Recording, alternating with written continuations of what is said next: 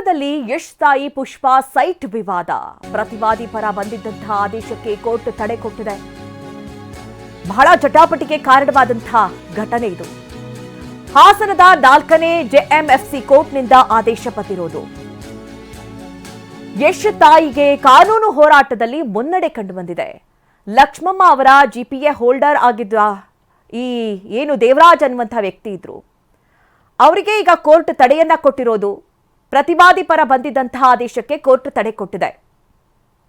Site ಮಾಲೀಕರು ಅಂತ ಹೇಳಲಾಗ್ತಾ ಇರುವಂತಹ ಲಕ್ಷ್ಮಮ್ಮ ಕಕ್ಷಿದಾರರಾಗಿ ಪರಿಗಣಿಸದೆ ಆದೇಶ ಅಂತ ಹೇಳಿ ಪುಷ್ಪಾ ಅರ್ಜಿಯನ್ನ ಸಲ್ಲಿಸಿದ್ರು.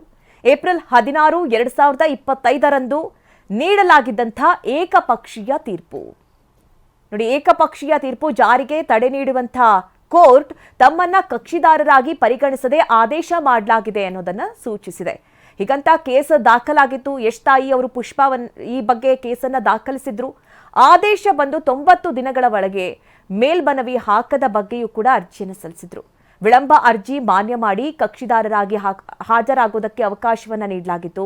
ಫೆಬ್ರವರಿ 11ರಂದು ಹಾಸನದ 4ನೇ ಜೆಎಂಎಫ್ಸಿ ಕೋರ್ಟ್ ಈ ಬಗ್ಗೆ ತೀರ್ಪನ್ನ ಕೊಟ್ಟಿದೆ. ದಾವೆ ಇತ್ಯರ್ಥದ ತನಕ ಆದೇಶ ಜಾರಿ ಅಥವಾ ಅನುಷ್ಠಾನಕ್ಕೆ ತಡೆಯನ್ನ ಕೊಟ್ಟಿದೆ. ಜಾಗ ಪರಭಾರೆ, ಮೂಲ ಸ್ವರೂಪ ಬದಲಾವಣೆ ಮಾಡದಂತೆ ನಿರ್ಬಂಧವನ್ನ ವಿಧಿಸಲಾಗಿದೆ. ವಿಚಾರಣೆ ಫೆಬ್ರವರಿ 18ಕ್ಕೆ ಮುಂದೂಡಿದ್ದಾರೆ ನ್ಯಾಯಾಧೀಶರು.